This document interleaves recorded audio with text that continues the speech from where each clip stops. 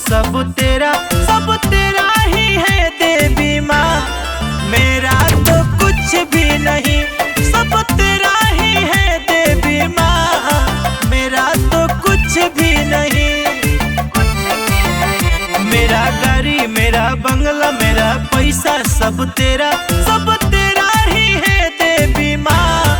मेरा तो कुछ भी नहीं, सब तेरा ही है दुर्गा माँ। मेरा तो कुछ भी नहीं। सब तेरा ही है, मेरा तो कुछ भी नहीं। सब तेरा ही है दुर्गा माँ।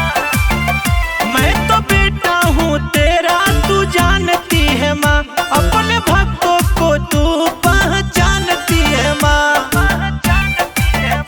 तेरी कृपा, मेरा नाम, मेरा बिजनेस, मेरा काम सब तेरा ही है देवी माँ।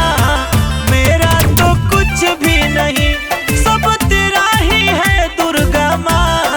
मेरा तो कुछ भी नहीं। सब तेरा ही है,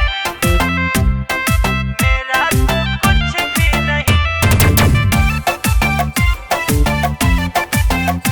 सब तेरा ही है दुर्गा माँ। मेरे सर पे हमेशा तेरा हाथ रहे, ऋतिक रंजित अजीत के साथ रहे। मेरी भक्ति, तेरी शक्ति जो है कीमती वस्तु, सब तेरा ही है दुर्गा माँ। मेरा तो कुछ भी नहीं, सब तेरा